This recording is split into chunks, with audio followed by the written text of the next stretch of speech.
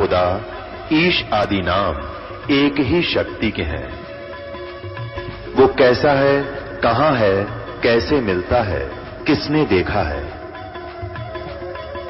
ये प्रश्नवाचक चिन्ह पूर्ण रूप से हटाने के लिए अवश्य सुनिए जगत गुरु तत्वदर्शी संत रामपाल जी महाराज के अमृत वचन, सर्व पवित्र धर्मों के पवित्र शास्त्रों के आधार पर। अब जैसे एक भक्त बता रहा था कि मैं अपने साथी ने, घना मित्र था मेरा, जब ये सत्संग मैंने सुना, ज्ञान नाम लिया, मैं सत्संग मानने लगा, तो मैंने उसको कहा कि अभी सत्संग में चलेगा मेरे साथ? कि अब फिर देखूंगा, अब टाइम को नहीं, अब समय नहीं है, फिर देखूंगा। नाट सके नहीं था कि दोस्ती थी। तो इतने में मैं थोड़ा सा आगे चला, चलो भाई फिर बताएंगे इसको। थोड़ी सी दूरी पर कोई अन्य को कह रहा था कि उस गांव में रागनी कंपटीशन होगा। वो मेरा मित्र उनके पास जाके खड़ा हो गया। अरे कौन से गांव में, कहाँ है बताइए? रात ने वहां धक्के खाने चलेगा। और 3 दिन में आया वो रागनी कंपटीशन सुनने के लिए। वह तो फट दे स्वीकार कर ली। मैंने बताया उसके लिए समय नहीं था। एक भगत था, वो बता रहा था कि एक उपदेश सी ले लिया उसने, और उसने फिर अपने मित्र को समझाना। ये प्रत्येक की कर्तव्य बनता है कि मैं अपने मित्र को, अपने जो मेरी बात को सुन सकता उसको समझाऊं। तो उसके पास जाके कहने लगा कि भाई सत्संग में चलो, ज्ञान समझाया काफी। तो वो कहने लगा भाई मेरे पास टाइम नहीं, फिर देखूंगा। चलो फिर कुछ दिन के बाद वो फिर गया। जब सत्संग नेक्स्ट समय आया, सत्संग का निकट सी, तो उसने कहा भी चलोगे सत्संग में? उसने कहा भी मुझे फुर्सत नहीं, फिर देखूंगा। फुर्सत माने समय नहीं, देसी भाषा में फुर्सत कहे। उसने 2-4 बार कहा, क्योंकि फर्ज बनता है प्रत्येक व्यक्ति का, जब ज्ञान समझ में आ जा रहकर समझावे। तो बार बार कहता रहा भी तू घना पीछे मत पड़े, मुझे अभी फुर्सत नहीं है, थोड़ा सा बच्चे सियाने हो जा और फिर मैं तेरे साथ चला करूंगा। अब कुछ दिनों के बाद उसकी हार्ट अटैक से मृत्यु होगी। मित्र था, उस शोक में जाना गया। उसका जो अर्थी लेकर अंतिम संस्कार करने के लिए जा रहे थे, लोग बोल रहे थे राम नाम सत्य है, सत्य बोले गत है। और वो कह रहा था आज भाई ने फुर्सत है। और कह रहे थे राम नाम सत्य है, वो कह रहा था आज भाई ने फुर्सत है। तो दूसरे उसके और व्यक्ति कह रहे थे तू ठीक बोल, के सोचेंगे घर के, हक मैं ठीक का बोलू हूं। तो पुण्यात्माओं, तो यहां क्या बता रहे हैं कि संसारी दी गल्ला चिन्ह नहीं बूझे शब्द जो गहरे नु, ये मुर्दों से ती प्रीत लगावे न जाने सतगुरु मेरे। अब मुर्दों से ती प्रीत कैसे लगावे? कि बाबा था, गांव में रहता था, मर गया, उसकी समाधि बना दी, सारा गांव माथा टेकेवा, वो खाक देगा।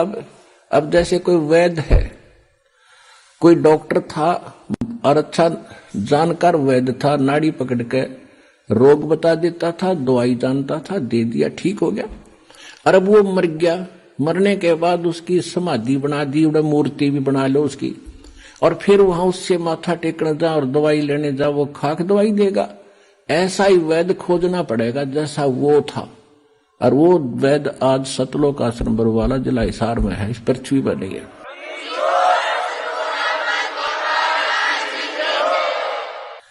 अब क्या बताते हैं? श्वेत छतर सिर मुकुट विराज, देखत ना उस चेहरे नु। श्वेत छतर सिर मुकुट विराज, देखत ना उस चेहरे नु। ये ऊंची थड़ियां खेती बोवे, भूल गए नज डेरे। पहले वर्षा के ऊपर निर्भर होता था सारा खेती किसानी। जब ये वाणी बोली थी परमात्मा के बच्चे गरीबदास जी ने, अब उस समय कह रहे थे कि जिसके पास डहर खेत हो, डहर होता है नीचे का, झील का खेत, ऊंचे स्थानों पर वर्षा हुआ जल भी वहां आ जाता है उस नीचे के स्थानों में। और डहर एक उपजाऊ जमीन होता है। थलियों पर तो मनमाने किले में ओवे 5 मन गेहूं बाजरा मुश्किल से जब वर्षा हो जाता है वो भी, और नीचे हो जा 50 मन किले में 60 मन। तो परमात्मा कह रहे हैं कि जिन साधनाओं को आप कर रहे हो और जिन देवताओं को, जिन भगवानों को आप इष्ट मान के पूज रहे हो, ऐसा कर रहे हो जैसे ऊंची थलियों पर खेती बो के तुम धनी बनने की इंतजार कर रहे हो, कोशिश कर रहे हो। और ये जो हम साधना बताते हैं, हम जो कबीर भगवान बताते हैं, ये समझ लो डहर है आपका, डहर। वो उपजाऊ जमीन है। 1 मन गेहूं डालोगे तो 70 मन देगा आपने।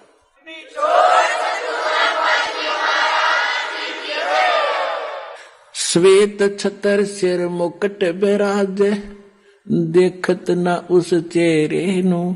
ये ऊंची थलियां खेती बोवे, भूल गए नज डेरे नु।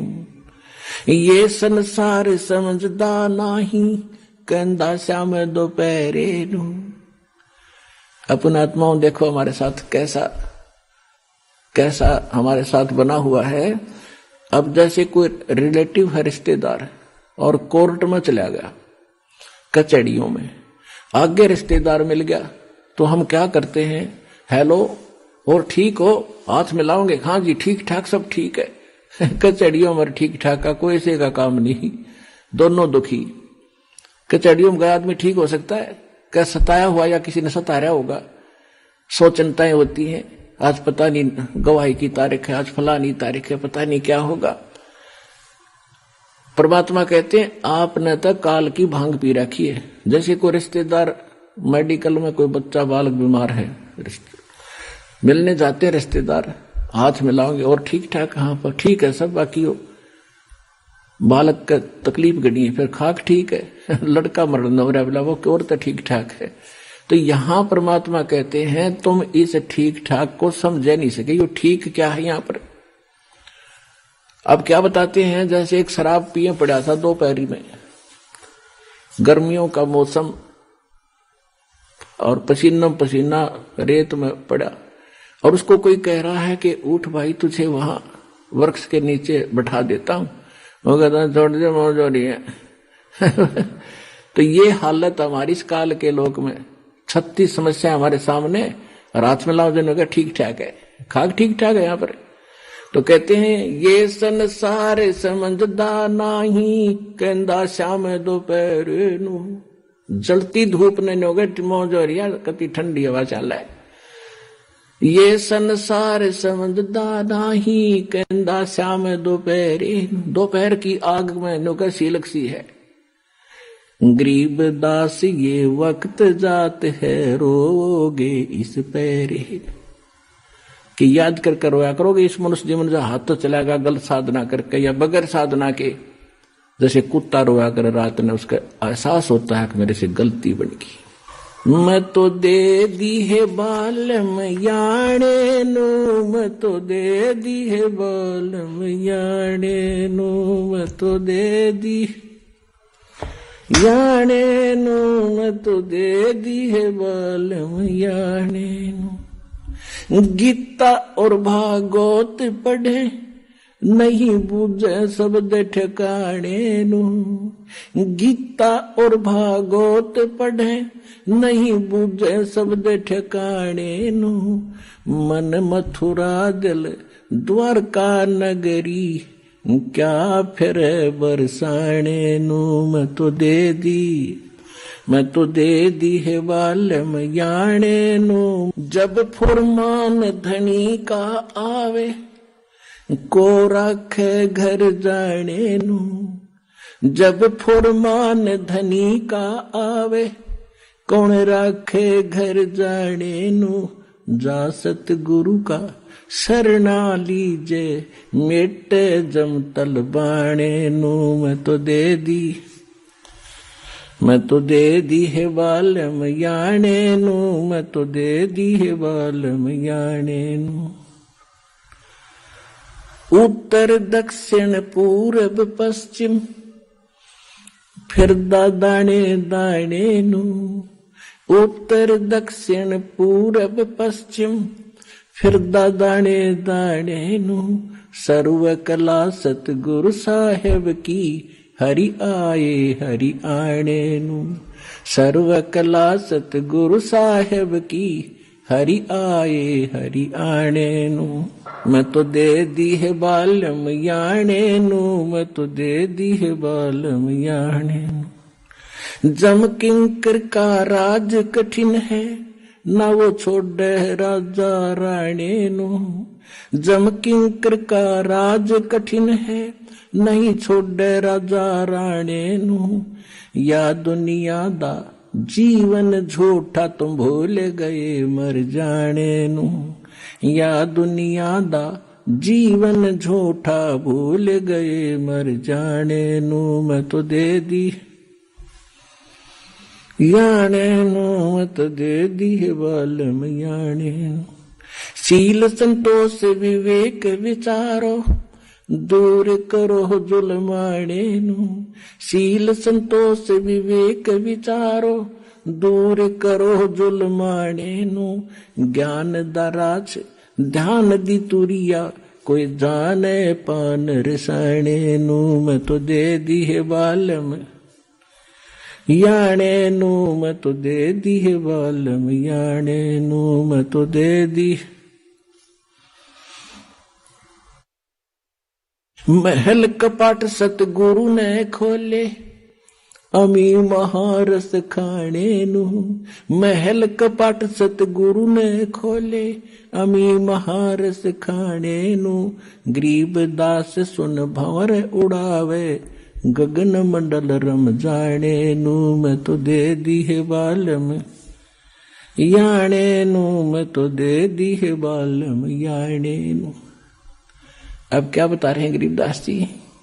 गीता और भागवत पढ़े, ना बूझे शब्द ठिकाने नू। गीता पढ़ते हैं, भागवत की 7-7 दिन कथा सुनते हैं। उसमें क्या कथा है? शर्म आवा मनी और बड़े रुचि से पढ़ा करते थे। ऐसी बेहुदी बातें उसमें लिखी हुई हैं। सभ्य समाज में पढ़ कर सुनाने में भी उसमें कैरेक्टरहीनता चरित्रहीनता आती है। और उसने पढ़े, कहते गीता पढ़े, और गीता में ज्ञान क्या लिखा है कह का नहीं पता। गीता और भागवत पढ़े, नहीं बूझ शब्द ठिकाने नू। यानी ठीक जो सत ज्ञान है उस मंत्र को ये नहीं पूछ रहे हैं। अब क्या बताते हैं? जब फुरमान धनी का आवे, को रख घर जाने नू। और जा सतगुरु का शरणा ले लो, जो मेटे जमतल बाणे नू। मैं तो दे दी। अब क्या बताते हैं कि जब तुम्हारा समय पूरा होगा मनुष्य जीवन, अब यम के दूत आपको लेने के लिए आएंगे। आप चाहे शिव के पुजारी हो, चाहे विष्णु के, चाहे माता दुर्गा और किसी के भी, चाहे ब्रह्म के और चाहे पर ब्रह्म के, आपको कोई नहीं रोक सकता। उस समय आपको जाना ही पड़ेगा। और यदि आप परमेश्वर कबीर जी की शरण में इस दास के माध्यम से आ जाओगे, परमात्मा उसको भगा देगा, छोड़ो अब ये मेरा बच्चा है, तुम इसमें कुछ नहीं मानते।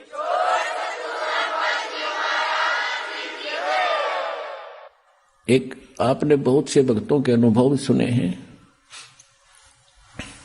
जब यम के दूत आते हैं, एक भक्त कह रहा था कि मैं स्वप्न सोच रहा था रात में मेरी मृत्यु होगी। 2 मैंने दिखाई दिए काले काले से। वो कहने लगे आजा मेरे साथ, और हमारे साथ चल। मैं उनके साथ चल पड़ा। भाई क्या बात है, चलो कहाँ चलेंगे? बहुत ऊंचे ले गए मेरे को। मैंने पूछा भाई कहाँ ले जा रहे हो? कि धर्मराज के पास ले जाएंगे तुझे। और फिर क्या करोगे? फिर जैसा उनका आदेश होगा वैसा करेंगे। नरक में डालना होगा नरक में डाल देंगे, और गधा कुत्ता बनाना होगा तो वहां बेच देंगे। तो उसने सोचा मैं मर गया क्या? कहने लगा हाँ मर लिया तो भी मैंने तो नाम ले रखा है, मैं तो कबीर साहब का शिष्य हूं, गुरुजी हमें बताते रहते हैं कि काल के दूत तुम ले जा नहीं सकते, तुम कैसे लाए मेरे को, मैं नहीं जाता। कहने मैं वहीं खड़ा हो गया और निकट डालिए थे धर्मराज के दरबार का, बाहर खड़े ने बोला ना जाओ अंदर। उन गेला में गुट्टम गुट्टा झगड़ा होगा दोनों के साथ। तो उसने एक कहने लगा भाई पहले पूछता फाइनल कर ले कि हम इसके खाम का खस्से जावे, एक बार वेरीफाई करके आ दो। वो उसके मेरे पास एक रह गया, एक अंदर गया और उसने जाकर पूछा जी ऐसे ऐसे एक व्यक्ति को लाए हैं जैसा आपका आदेश हुआ था, और वो कहता मैं तो नाम ले रखा है। और कबीर भगवान से परमात्मा का कहते वो बैठा था दाढ़ी सी वाला बड़ा सा आदमी, दिखा बिला मेरे को झांकी में गए। उसने उठा के देखी भाई घनी उलट सुलट कर कहने बोला रे कित लिया इसने, मन ने भी मरवाओगे तुम, छोड़ के आओ इसको तो वापस।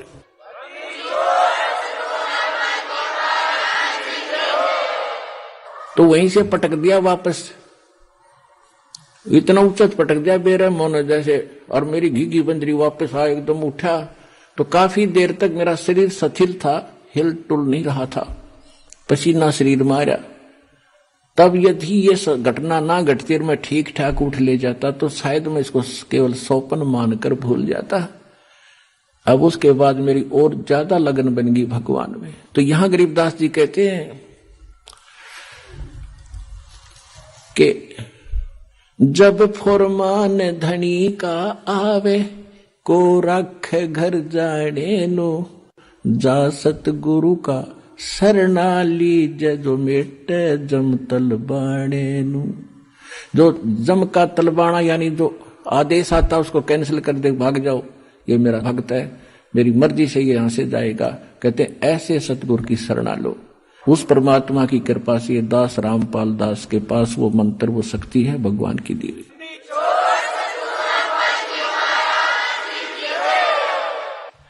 अब आगे क्या बताते हैं, उत्तर दक्षिण पूर्व पश्चिम फिरदा दाणे दाणे नु, और सर्व कला सतगुरु साहेब की हरि आए हरि आने नु। एक भक्त कह रहा था जी अभी मुझे, अब दास तो पता नहीं कितने भक्तों से मिलता है, उनकी प्रार्थना होती है। दास तो एक नौकर है, पीएन है उस परम पिता का, कबीर भगवान का। आपकी अर्जी आती है, दास का काम उसकी मेज पर रख देना है। किसकी सुनाई होती है किसकी ना होती है वो जाने।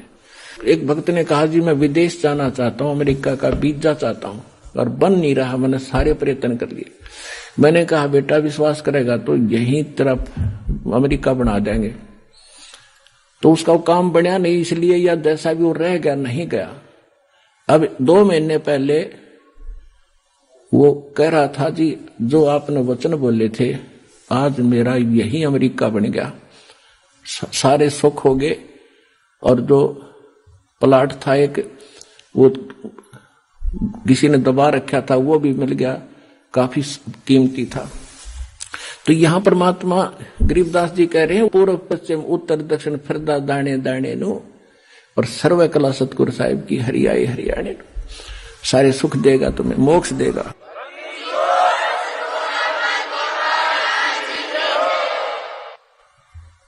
मैं तो दे दी है बाल में गूंगे नो, मैं तो दे दिए बाल में गूंगे नो।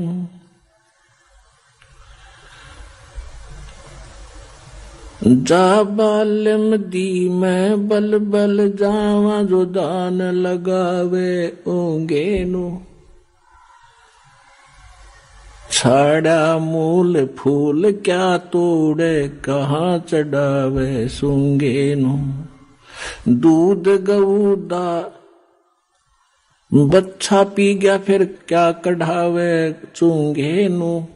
या तन देही विनस जात है, बहुर आनियो भूंगे नु। या तन देही हाथ न आवे, कहा करेगा रूंगे नु। नग नारायण भूल रहा है, कहा परखे मोती मूंगे नु। गरीब दास यो शाखा सुख है, बीज न बोया ढूंगे नु। अब ये बिल्कुल हरियाणवी लैंग्वेज में ये शब्द है गरीबदास जी का कि मैं तो दे दी बालम गूंगे नू, यानी इसको जब सही मतलब की बात होती है तो ये साथ नहीं देता, वो बकवास करें जाएगा, बटपट बोलने जा और मंत्र करें तो पता नहीं कहां कहां घूमने लग जाएगा। इस मन के बारे में कहा है। फिर क्या बताते हैं कि जा बालम दी बलबल जावा जो ध्यान लगावे ऊंगे नू, यानी उस जब आपका मन इतना सद जाएगा, सीधा हो जाएगा कि संसारिक झंझटों को और अनुपासना को छोड़कर और परमात्मा की तरफ, यानी ऊंगे को, इंगे और ऊंगे, इधर उधर, इधर यहां काल के लोक में, अरूंगे ने उधर को सतलोक में, उस मन की मैं बलिहारी जाऊं जो उस परमात्मा की तरफ ऊंगे को ध्यान लगाता है। और गरीब दास यूं साखा सूखे बीज न बोया ढूंगे नू, ढूंगे माने गहरा बीज ना बोने वाला, यानी ऊपरले मन से जो भक्ति करता है वह कामयाब नहीं होगी जब तक हृदय में कसक बना के और सच्चे दिल से भक्ति नहीं करोगे। तो वो तुम जो गहरा बीज बो रहे हैं उनका बीज अच्छा उगता है, और जो ऊपरे डाला वो बीज सूख जाता है, वो नष्ट हो जाता है। तो यहां कहते हैं गरीब दास यूं साखा सूखे बीज ना बोया ढूंगे नू। अब पुण्यात्माओं, सौभाग्य आपका कि आपको ये अनमोल वचन सुनने को मिल रहे हैं। ये काम कहते हैं समझा है तो सिर धर पाऊं और बहोर नहीं रे ऐसा दाव। सुखदेव ने 84 भुगती बिना पजावे खरवो, और तेरी क्या बुनियाद प्राणी तो पेंडा पंथ पकड़वो। कहते हैं सुखदेव जैसे ऋषि ने साधनाएं भी की फिर भी यहीं भटकते रहे, और तेरी क्या बुनियाद प्राणी, छोटी मोटी साधना अनुपासना करके आप मोक्ष चाहते हो तो पेंडा पंथ पकड़वो। कौन सा पंथ, कौन सा मार्ग? जो सतगुरु ज्ञान देता है उसको ग्रहण करो। अपने आत्माओं, एक परमात्मा की महिमा को समझने के लिए आपको थोड़ा सा समय की आवश्यकता पड़ेगी, क्योंकि जब तक हम समय नहीं निकालेंगे तो कुछ भी काम नहीं कर सकते। आप बच्चों को शिक्षा के लिए भेजते हो, 15, 20, 22 वर्ष तक बच्चे को फ्री छोड़ देते हो, बेटा या बेटी को, और पैसा भी लगाते हो। किस लिए? क्योंकि आप परिचित हो इस बात से कि लड़का लड़की शिक्षित हो गया तो इसका रोजी रोटी ठीक मिल जाएगी, अच्छी बात है। और इसी प्रकार जब आपको इस बात का ज्ञान होगा कि मनुष्य जीवन किस लिए प्राप्त हुआ है, इसका मूल उद्देश्य क्या है, तो आप फिर इतना ही जोर, इतना ही समय और समर्पण इस साइड में होगे। और उधर जैसे लड़के पढ़ गए, खूब MA BA PhD CA कर लिया, और नौकरी कौन सी सबको मिलेगी, और फिर भी हम पढ़ा के छोड़ बच्चों को, तो कहने का भाव ये कि उसमें हानि भी हो सकती है, और फिर भी इतना हम प्रयत्न कर रहे हैं तो इसमें हानि हो ही नहीं सकती। लड़का लगो चाहे लड़की भक्ति मार्ग पर, सारे ठाठ भगवान करेगा, या जो रोटी भी देगा और उसकी रक्षा भी करेगा, और मोक्ष भी मिलेगा, सदा के लिए सुख भी होगा।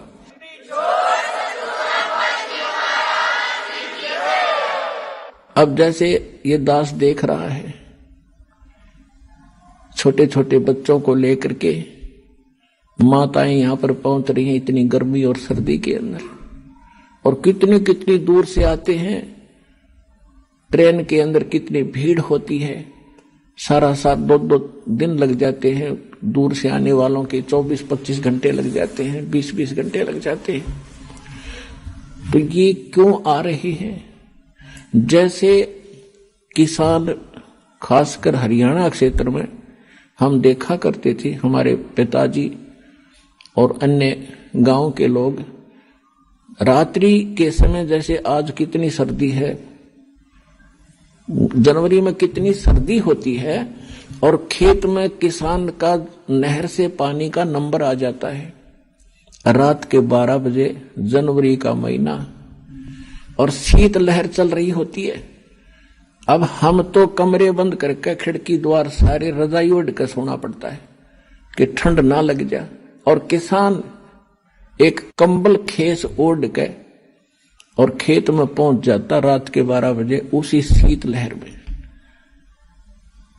वो बिल्कुल आलस नहीं करता, और जब उसके नंबर आता है नहर से पानी लगाने का, उस कंबल खेस को भी उतार के नीचे रख देता साइड में, और जल के अंदर घुटनों पानी में बढ़कर कस्सी से वो पानी बंद करता है।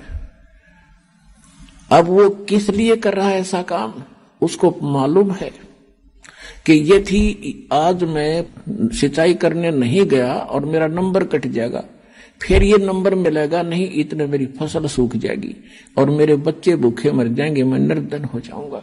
क्योंकि किसान उस प्रोसेस से, उस प्रोसीजर से पूर्ण परिचित है, इसलिए वो ना ये देखता तेरा नमूनिया हो जाएगा, रात के समय ये भी नहीं देखता कोई सांप काट जाएगा, नहीं, वो काम करके छोड़ दे तो सफल हो गया। इसी प्रकार यहां वही आ सकते हैं जो उस किसान की तरह इतने प्रभावित हो चुके हैं और संतोष हो चुका है और उनको पूरा ज्ञान हो चुका है कि यो काम तब करना ही पड़ेगा, चाहे मरे चाहे जीवे। पर भगवान के भगत मरा नहीं करते, जिया करते हैं और सदा सुख मिला करते हैं।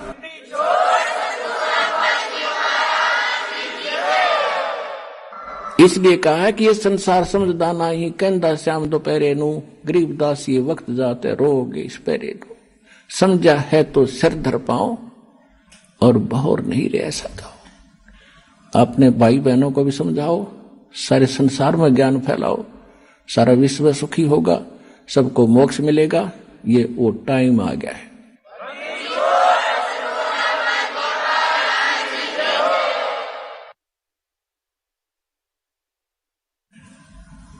परम पिता परमात्मा पूर्ण ब्रह्म सारी सृष्टि के रचनहार कबीर परमेश्वर जी की असीम रजा से आप सभी पुण्यात्माएं सत्संग सुनने के लिए उपस्थित हुई।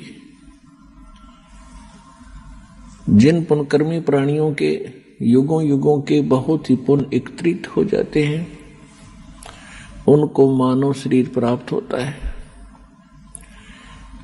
उनसे भी वो अच्छी आत्माएं हैं जो मानव शरीर प्राप्त करके परमात्मा की तड़प जिनके अंदर विद्यमान है, और उनसे भी वो अच्छी आत्माएं हैं, उनके पुण्य और भी अधिक हैं, जिनको मनुष्य शरीर के अंदर सतगुरु प्राप्त हो जाते हैं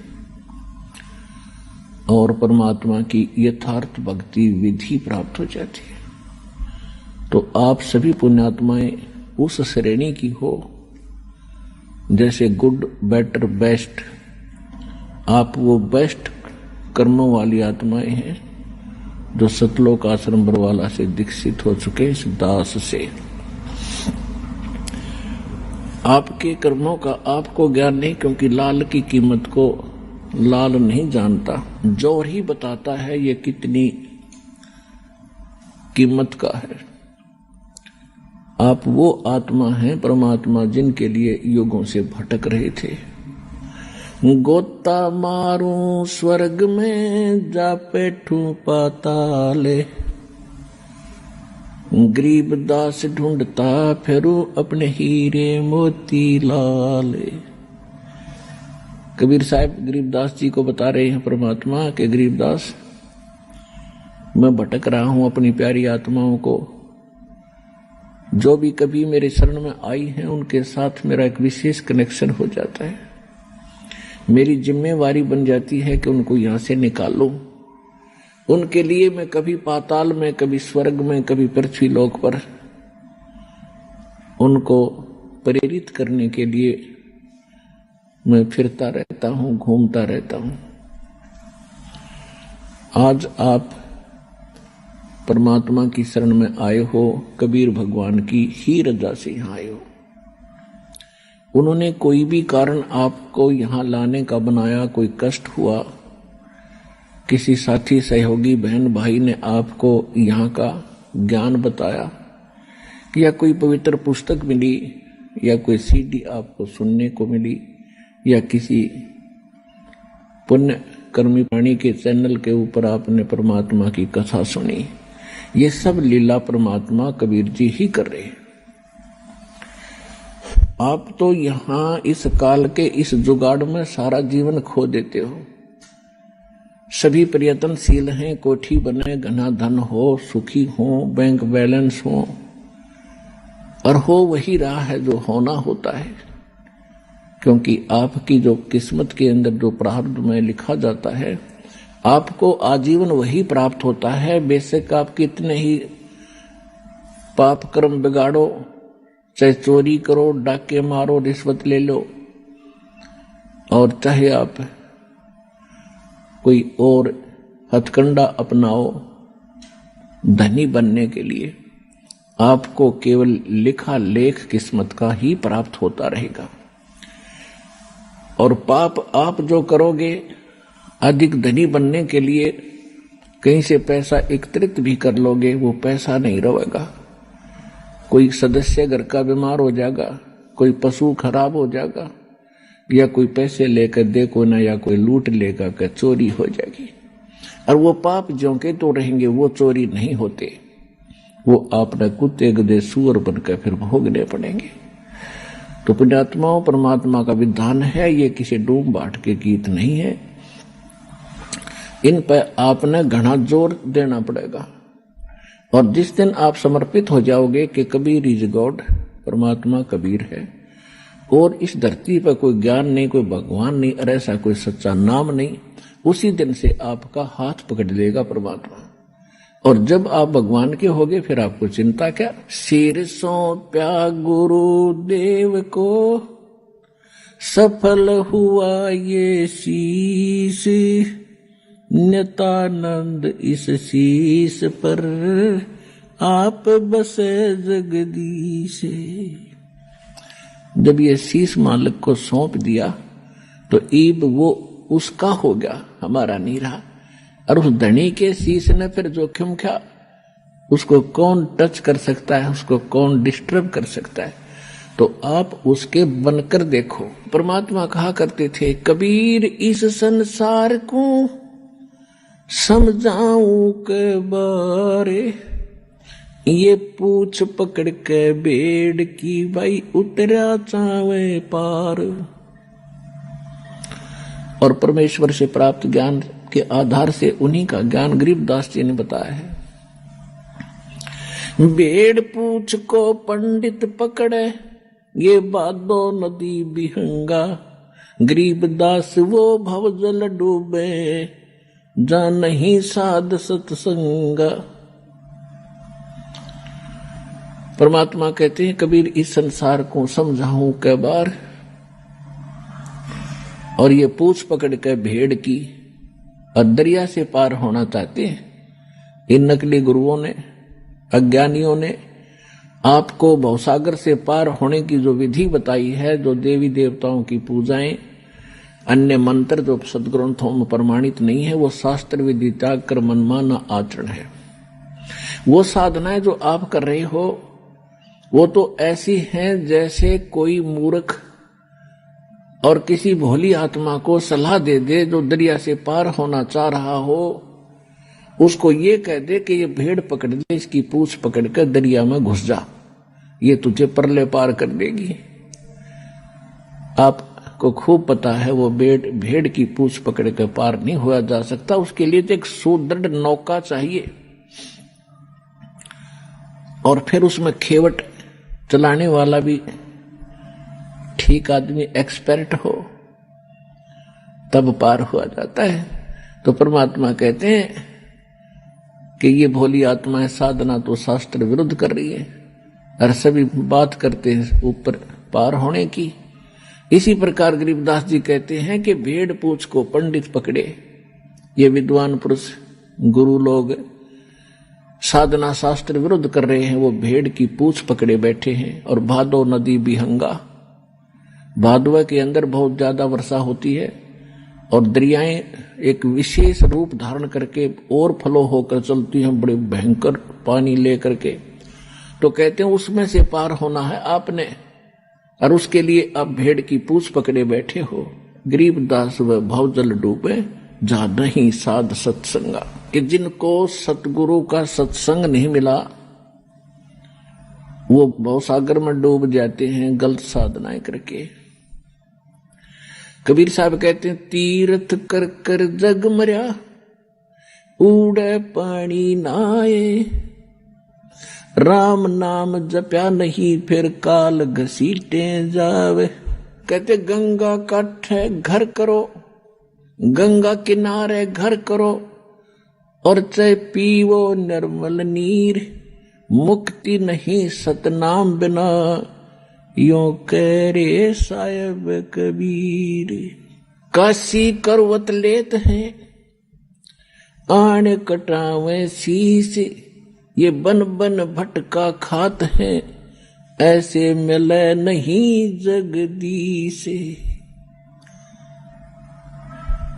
पुण्यात्माओं, हम परमात्मा के लिए असंख्य युगों से भटक रहे हैं।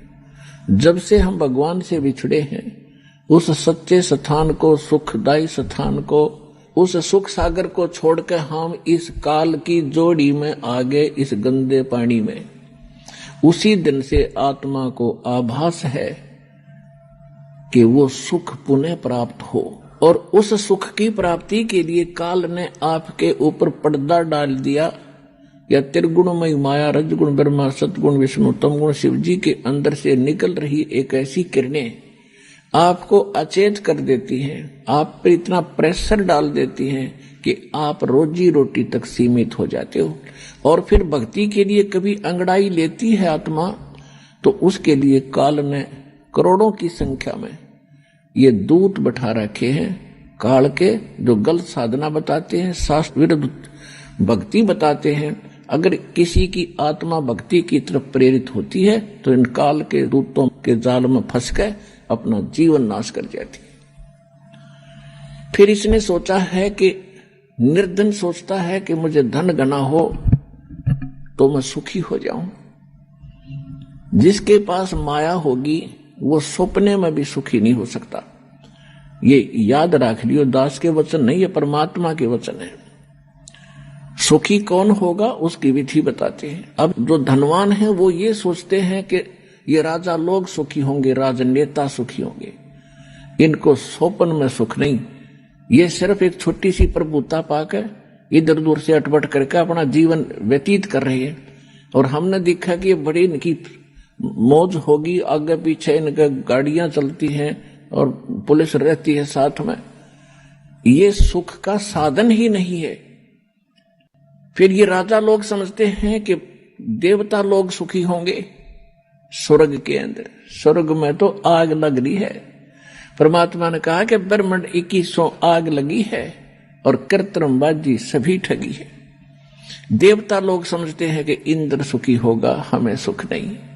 इंद्र का सुख आपने बहुत बार पढ़ा भी और सुनाया भी है। इंद्र अपना समय पूरा करके स्वर्ग का राजा अगले जीवन में गधे की योनि में जाओगा, डेफिनेट, ये रूल है। तो खाक सुख उस इंद्र को। इंद्र सोचता है कि ब्रह्मा विष्णु महेश सुखी होंगे। इन ब्रह्मा विष्णु महेश की हिस्ट्री आप पढ़ के देख लो। श्री रामचंद्र रूप में विष्णु जी आए थे, सारा जीवन जंगल में धक्के खाए, फिर रावण के लट्ठम लट्ठा, और फिर आकर राजा बन गए। बच्चे कहीं आप कहां, वो जीव सुखी हो सकता है? और अंत कैसे हुआ था श्री रामचंद्र जी का? जब अपने बच्चों से मिलने की चेष्टा की तो पृथ्वी में धस गई वो सीता, तो पृथ्वी में समा गई और पुत्रों ने उससे बात करने से मना कर दिया।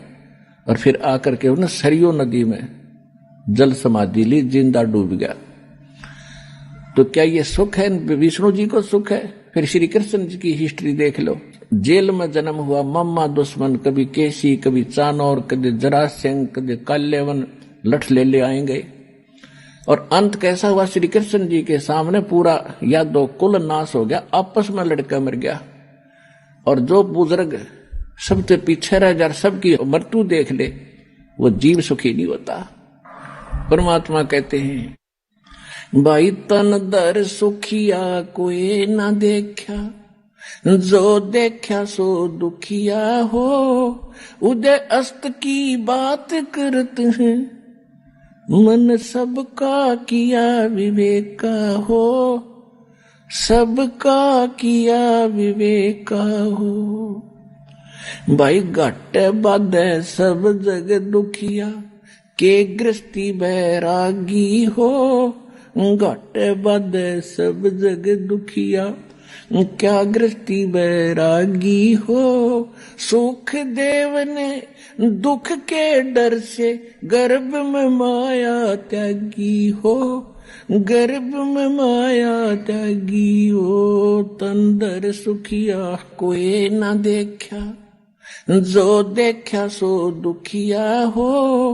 उदय अस्त की बात करते हैं, मन सबका किया विवेक का हो। सबका किया विवेक का हो। भाई जंगम दुखिया जोगी दुखिया, तपस्वी को दुख दूना हो। भाई जंगम दुखिया जोगी दुखिया, तपस्वी को दुख दूना हो। आशा तृष्णा सब में व्यापे, कोई महल न सुना हो। कोई महल न सुना हो। तन दर सुखिया कोई न देखा, जो देखा सो दुखिया हो। उदय अस्त की बात करते हैं, मन सबका किया विवेक का हो। सबका किया विवेक का हो। भाई साच कहूं तो ये जग ना माने, पर झूठ कही ना जाई हो। साच कहूं तो या जग ना माने, पर झूठ कही ना जाई हो।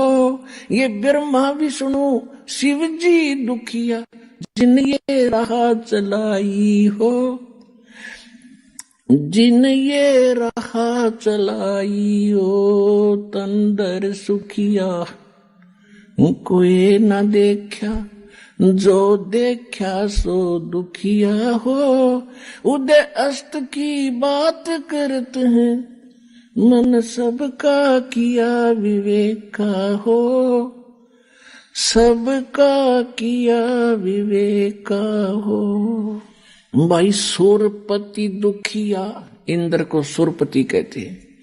सुरपति दुखिया भूपति दुखिया, ये रंग दुखी बपरीती हो। सुरपति दुखिया भूपति दुखिया, रंग दुखी बपरीती हो। कहे कबीर और सब दुखिया, एक संत सुखी मन जीती हो। संत सुखी मन जीती हो। तन दर सुखिया कोई ना देखा, जो देखा सो दुखिया हो। उदय अस्त की बात करते हैं, मन सबका किया विवेक का हो। सबका किया विवेक का हो। आइए अब हम उन श्रद्धालुओं के अनुभव जानते हैं जो जगत गुरु तत्वदर्शी संत रामपाल जी महाराज जी से दीक्षा प्राप्त कर चुके हैं तथा उनके द्वारा बताए गए भक्ति मार्ग पर चल रहे हैं। सर नमस्कार। नमस्कार सर। सर क्या नाम है आपका? मेरा नाम सर रुपेश कामत है। रुपेश जी कहाँ से आए आप? सर वैसे तो हम बैकग्राउंड मेरा पटना बिहार से होता है, ग्राम पोस्ट भीमपुर, जिला सुपौल बिहार से, पर मैं काफी टाइम से बठिंडा पंजाब में रहता हूँ सर। सर संत रामपाल जी महाराज जी से कब जुड़े आप? सर संत रामपाल जी महाराज से हम 28 जुलाई 2013 को जुड़े थे। सर संत रामपाल जी महाराज जी से नाम दीक्षा लेने से पहले आप कोई भक्ति साधना करते थे? जी, संत रामपाल जी महाराज से भक्ति लेने से पहले हमने काफी साधना करी है सर। सबसे पहले तो हम कबीर पंथ से जुड़े हुए थे। कबीर पंथ से जुड़े हुए थे और 2.5-3 साल हमने कबीर पंथ से जुड़ा रहा और वहाँ का जो साधना बताया गया था, सोहम मंत्र दिया गया था हमें, उस मंत्र का जाप करा हमने। और इसके बाद जब हम लुधियाना में रहने लगा, काफी टाइम में जब वहाँ बीत गया तो मुझे पता चला कि ब्यास वाले का कोई पंथ है, राधा स्वामी पंथ से सूचक है और उसका एक अंग है जो फिरोजपुर डिस्ट्रिक्ट बस्ती बलोचा में तेजा सिंह जी महाराज हैं, जो राधा स्वामी पंथ के परिवर्तक हैं। तो उससे मैंने दीक्षा लिया था सर 2000 में। और 2000 में उससे दीक्षा लेके हम लगभग 2007 तक उसका भक्ति करा और उसको छोड़ा नहीं था। तो लुधियाना से लगभग 30-40 किलोमीटर आगे है, तो वहां पे हमारी पोस्टिंग होती है और वहां पे जाते सार होता क्या है, जो हमारे अंडर काम आता है वो साईं मंदिर होता है, एक ट्रस्ट के जरिए काम बनता है जीपीएस कॉलेज के बैक साइड, वो काम हमारे अंडर होता है और बड़े बड़े लोगों का 6-7 कोठियां का काम होता है, 8 साइड हमारे अंडर होता है और 8 साइड को चलाने लग जाता हूँ। कुछ टाइम पाके होता क्या है कि साईं मंदिर जो बनता है उसका जो ट्रस्ट होता है उसका पूजा देख के मेरा भावनात्मक इतना बढ़ जाता है भाव कि हम राधा स्वामी पंथ को भूल के और साईं में लीन हो जाते हूँ। सर, पहले आप राधा स्वामी पंथ में रहे, उसके बाद आपने शिरडी साईं बाबा की भक्ति करना शुरू कर दिया, तो फिर सर आपका संत रामपाल जी महाराज जी की शरण में कैसे आना हुआ? सर, इसके पीछे भी बहुत बड़ी बात है। मंडी गोविंदगढ़ में भी जब मैं रहता था तो संत रामपाल जी का कोई शिष्य था जो हमारे पास एक बुक लेके आया था, भक्ति का सौदागर, और उसके साथ में कई बुक सारी था। तो वहां हमारे ऑफिस का दरवाजा खटखटा के आता था, हम उससे बात नहीं करना चाहते थे। वो कहते थे कि सर एक बार आपसे मिलना चाहते हैं।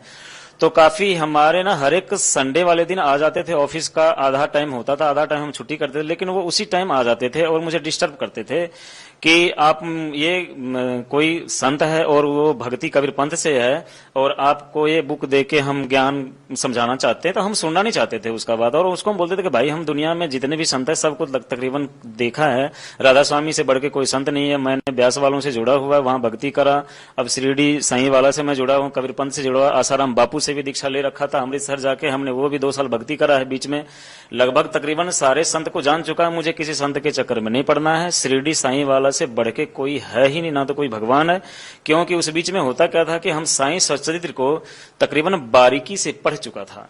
जब संत रामपाल जी के शिष्य बार बार आने लगे, हमारे ऑफिस के इर्द गिर्द रहते थे और उसका एक ही सिद्धांत था कि बुक देके जाएं भक्ति का सौदागर। हम लेना नहीं चाहते थे। तो कई बार हुआ क्या कि हमारे साथ जो जूनियर रहते थे वो बोले कि सर ये बार बार आते हैं, आपसे मिलना चाहते हैं, एक बार बुक लेके तो देखे, फ्री में दे के जाते हैं, या पैसा 10-20 रुपया क्या होता है, कोई मोल नहीं रखता। मैं बोला चलो छुटकारा ही तो पाना है इससे, चलो कोई बात नहीं बुला लो। बुलाया उसको ऑफिस में, चाय पानी पूछा, बोलते नहीं जी। तो मैंने बोला अच्छा आपकी बुक की कॉस्ट क्या है? तो उसने बोला कि नहीं जी कुछ भी नहीं है, आप पढ़ लो, यही एक सेवा होता है हमारा। हम बोले जी भाई आपके ट्रस्ट में है और क्या है, किस पंथ से हो? उसने बताया कि कबीर पंथ से हैं। हम उसको फिर अपने हिसाब से अपने स्टेटस के मुताबिक उसको समझाया कबीर पंथ के बारे में, क्योंकि पहले हम 2-2.5 साल जाना था कबीर पंथ को, सोहम मंत्र का जाप मिला हुआ था, उसको मैंने करा हुआ था। तो जितने मुझे ज्ञान था अनुराग सागर के अनुसार से उसको समझाया, वो सबको बायकाट करते हुए बोला सर आप एक बार प्लीज इसको पढ़ेंगे। मैंने बोला चलो ठीक है कोई बात नहीं, टाइम लगेगा, पढ़ेंगे। बड़े आदर भाव देखा उसके अंदर, पर मैंने इन चीजों को अपने दिमाग से निकाल दिया। कुछ मैं जब ऑफिस में, जो हमारा ऑफिस के अंदर चेयर के सामने हमारे काउंटर थे, काउंटर में रोज रखते थे जहां हमारी फाइल होती थी, और खास करके मैं मोबाइल रखता था, उसके बीच में जो हमारा खास पेटेंट चीज होता था उस कैटलॉग के बीच में उस बुक को रखा हुआ था। मैं रोज का 2-3-4 बारी जरूर खोलता था, उस बुक को काउंटर पे रखता था और काउंटर से फिर दोबारा अंदर रखता था, लेकिन मैंने पढ़ा नहीं उसको। ऐसे जी निकलता गया टाइम, साल निकल गया। साल निकलने के बाद होता क्या है कि मैं अपने घर जाता हूँ छुट्टी मनाने, काफी टाइम के बाद जब छुट्टी मनाने घर जाता हूँ तो देखता क्या हूँ कि उस बुक के माध्यम से हमारे घर में हर जगह संत रामपाल जी महाराज का पोस्टर लगा हुआ होता है और हमारी माँ उससे दीक्षा लेके भक्ति करती होती है। और हमारे घर का जो पहले की बात थी, हमारे 1-1.5 साल जाने के बाद जो स्थिति को देखा, मैंने देख के चकाचौंध रह गया कि ये क्या हो गया। ये तो बुक में छापा हुआ पोस्टर देखा था, क्योंकि उस बुक के अंदर ना कबीर साहब और संत रामपाल जी महाराज के 2 पोस्टर लगे हुए थे, और फोटो को मैं देखता था पर कभी एक चैप्टर पढ़ा नहीं था कभी, और मैंने मतलब नहीं रखा था पढ़ने। मैंने चलो कोई बात नहीं, 10 रुपया ही तो गया है। जब मैं घर जाता हूं तो होता क्या है कि हमारे वहां पे संत रामपाल जी का कुछ शिष्य थे, बोलते हैं कि जी आप इसको पढ़ के देखो एक बारी, आपने तो दुनिया बहुत देखा होगा, बड़े लोगों के साथ उठना बैठना है, पर इस बुक देखो आप सब कुछ भूल जाओगे। हम बोले अरे भाई दुनिया देखने के लिए बुक की जरूरत नहीं है, पढ़ना लिखना और पैसा की जरूरत सबसे बड़ी है। शिक्षित है, ज्ञान है, और इसके साथ में पैसे की जरूरत है। दुनिया देखने के लिए बुक से कुछ नहीं मिलता। पर जो संत रामपाल जी का ज्ञान था उसके आधार पे उसने काफी समझाने की कोशिश करी। समझते समझते जी होता क्या था कि हमारा जो बुरा लत था, 4:30 बजे के बाद हम किसी का नहीं सुनता था। 4:30 बजे के बाद हम 9 बजे रात तक जहां कहीं भी हो, किसी भी स्टेट में हो, तो या तो हम 3 स्टार में या तो हम हेवन में मिलते थे। इसके अलावा मतलब क्योंकि हमारा जहां भी जिस कंपनी में काम करते, पहले हम बोलते थे कि भाई 5 से लेके 9 बजे तक हम किसी का नहीं है, हम काम इतना पहले कर देंगे कि आपको ढूंढने की लोड़ नहीं है। और ये हम हेवन में बिताते थे क्योंकि पैसा होता था। हम शौकीन थे खाने पीने का, और इतना शौकीन थे सर कि मैं आपको क्या बताऊं, हम ब्रांडेड चीज लेते थे, लत लगी हुई थी, बुराई थी हमारे अंदर। और वो टाइम था, वो संत रामपाल जी के शिष्य हमारे सामने बैठे रह गए और हमने बाइक निकाला और निकालने के बाद हम निकल जाते हैं वहां से और चले गए जहां नशा पत्ता का चीज जैसे कि शराब का, वहां पे बहुत बड़ा ठेका था, हाथा दुकान था और वहीं पे हाथा बैठने वाला था। तो वहां हम निकल के चले गए तो हम वापस आए 9:30-10 बजे। लेकिन संत रामपाल जी किसी जो हमारे घर पे बैठे थे 3-4, वो बैठे ही रह गए हमारे इंतजार में और वो सीढ़ी चला के बकायदा और सत्संग लगा के रखे हुए थे। जब हम 9:30 बजे आते हैं तो हम नशे में धुर्त थे, हमें ये पता नहीं लगता था कि बाइक कहाँ रोकूं, कहाँ जाऊं, किधर। पर सामने संत रामपाल जी का प्रवचन चल रहा था। तो आते सार मुझे बड़े आदर से, ड्रिंक किया हुआ था हमने, लेकिन बड़े आदर से मुझे बैठाते हैं कुर्सी पे कि आप बैठो यहाँ पे। तो हम वहां 2 मिनट बैठा, हमारे पल्ले नहीं पड़ा और हम वहां से उठ के चले जाते हैं और अब हम अपने बेडरूम में चले गए। बेडरूम में चले गए तो नशे के हालत में देखते हुए संत रामपाल जी के शिष्य हमें कुछ नहीं कहे और वो चले गए। सत्संग चलता रहा होगा ये मुझे पता नहीं।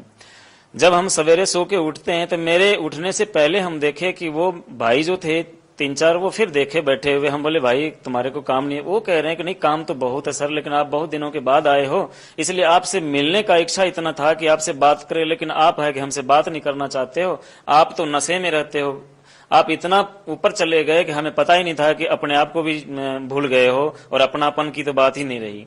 उनके बातों में थोड़ी सी दम लगी कि भाई ये बात तो सही है कि इतने दिन के बाद हम आए, हमारे से मिलने के लिए बेचारे आ जाते हैं, पर इनके बातों पे गौर न करके हम ड्रिंक करने चले जाते हैं, दारू शराब में डूबे हुए हैं। हमेशा यही बातें हमारे मन में कसक जगी। और उसी दिन मैंने बोला कि भाई तुम कहाँ पे हो, जो संत रामपाल जी के शिष्य थे। तो बोले कि जी हम यहीं पास में ही हैं। हमने बोले यार तुम आज सत्संग लगा के मुझे सुनाओ कि इस सत्संग में आखिर ऐसा है क्या कि ये सारी बुराई जो लत लगी रहती है इंसान को वो दूर हो जाता है, क्योंकि हम तुम पे भरोसा तो कम करते, आखिर में मेरी माँ कह रही है तो कहीं ना कहीं सच्चाई होगी। तो जी हुआ क्या कि उसने सत्संग ले आके भक्तों ने लगाया और शाम के 4 बजे ही लगा दिया और सत्संग देखना हम बैठ गए आराम से। सिगरेट का डब्बी हर एक 2 मिनट बाद लगा लेता था, पर सत्संग में ऐसी कसक बनी कि आधा घंटा के बाद मैं सिगरेट को लगाना ही भूल गया। सिगरेट जेब में पड़ी रह गई, माचिस सामने पड़ा रह गया और सत्संग में इतना दिलचस्प आया। सत्संग ऐसा चल रहा था कि संत रामपाल जी सृष्टि की रचना के बारे में बता रहे थे। सृष्टि की रचना के बारे में हमें भी पता था, कुछ ज्यादा समय पंथ में रहने से अनुराग सागर बुक मैंने लेकर आया था और पढ़ा था। तो अनुराग सागर के विपरीत कुछ लगा था मुझे, क्योंकि अनुराग सागर में मैंने पढ़ा था ब्रह्मा विष्णु महेश का माता पिता के बारे में क्लियर नहीं करा हुआ है अनुराग सागर में। और जब यहाँ सृष्टि की रचना संत रामपाल जी सुना रहे थे उसमें बता रहे हैं कि संत रामपाल जी महाराज की ब्रह्मा विष्णु महेश के माता पिता भी हैं और दादाजी भी हैं और वो हैं कबीर साहब। अनुराग सागर में मैंने कभी सुना, मेरा दिमाग बिल्कुल वहीं पे खड़ गया जी। और खड़ने के बाद बड़े गौर से मैंने सुनने लगा कि आखिर में ये कहां तक पहुंच जाती है, इसको अंत करूं ही करूं, मैं देखूं कि कहां तक ये बताते हैं इसके बारे में कि कबीर इज गॉड बार बार बताया करे, कबीर इज गॉड। हम तो संत मान चुके थे और संत समझते थे, इससे पहले दीक्षा ले रहे थे और संत के उपाधि मिला हुआ है, पर ये इसको बार बार संत रामपाल जी कह रहे हैं कि कबीर इज गॉड, यही अल्लाह है, हर जगह प्रमाण बता रहे हैं। दिलचस्पी बढ़ती गई, सत्संग को मैंने दिल से सुना और सुनने के बाद हमारे अंदर कहीं न कहीं जागी और हमारे मन में आ गया था कि ये संत हैं, जरूर कुछ हट के सत्संग सुना रहे हैं। सर आप राधा स्वामी पंथ से भी जुड़े रहे हैं, आपने आसाराम बापू से भी नाम दीक्षा ली है, इसके साथ साथ आपने साईं बाबा की भक्ति भी की है, इतने सारे बड़े बड़े पंथों में जाके आप आए हैं, इसके बाद अचानक संत रामपाल जी महाराज जी से प्रभावित होना क्या सिद्ध करता है? सर देखिए पता क्या है कि सच्चाई तो आती आती है अचानक से, हर जगह जाके ठोकर खा के कहते हैं ना कि खीर से मुंह पका हुआ छाछ पीने को डरता है। आज हालात ऐसा ही हो चुका है लोगों के सामने, लेकिन हमारे सामने ऐसा हालात नहीं था। हम जगह जगह जाके हर जगह भक्ति करके देख के दुनिया को देख चुका था। पर संत रामपाल जी का प्रवचन अगर काश में पहले सुना होता तो मुझे लगता है कि मैं पहले ज्ञान को सुना होता और समझा होता। आज जो परिस्थिति में अभी हूँ, कुछ साल पहले इस परिस्थिति को देखा होता हमने।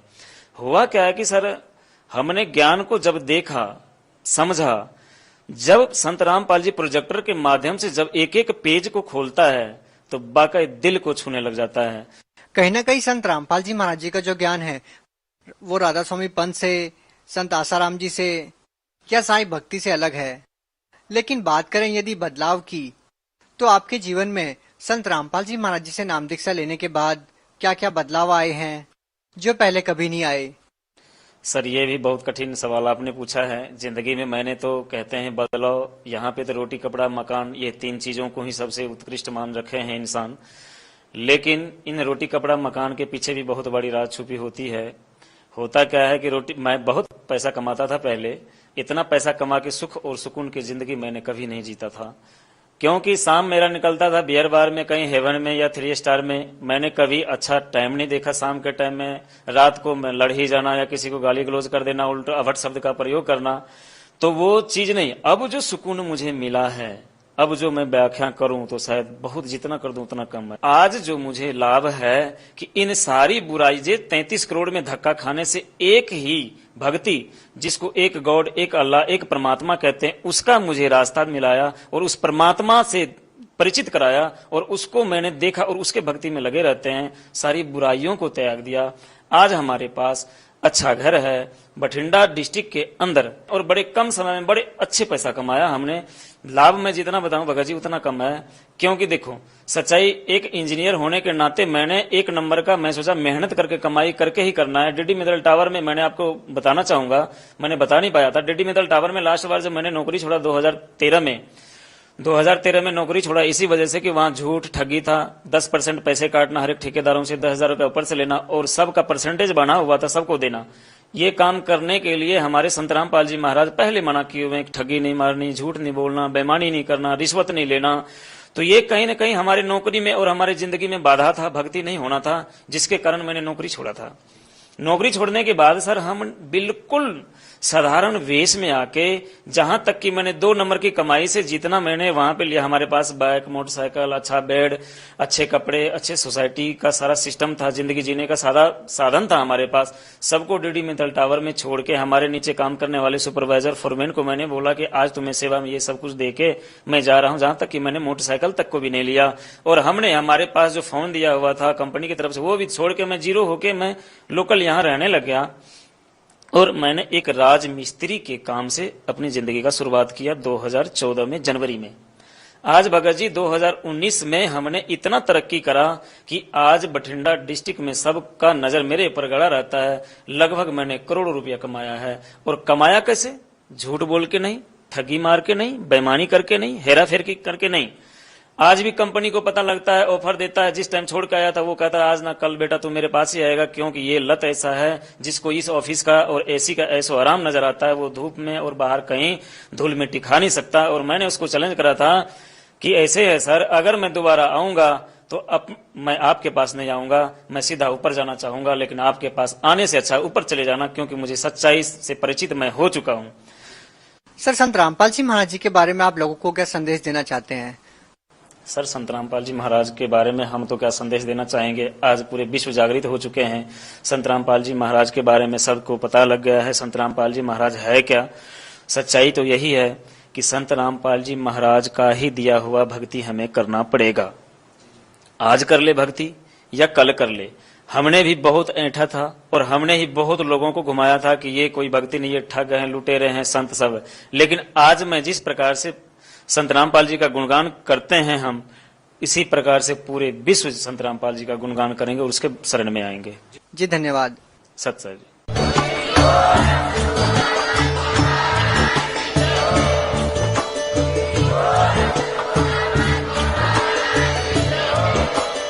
आप सुन रहे थे जगत गुरु तत्वदर्शी संत रामपाल जी महाराज जी के मंगल प्रवचन। अधिक जानकारी के लिए विजिट कीजिए हमारी वेबसाइट www.jagatgururampalji.org। संत रामपाल जी महाराज जी के शुभ आशीर्वाद से पूरे विश्व भर में 500 से भी ज्यादा नाम दीक्षा केंद्र हैं, जिन पर संत रामपाल जी महाराज जी द्वारा ऑनलाइन निःशुल्क नाम दीक्षा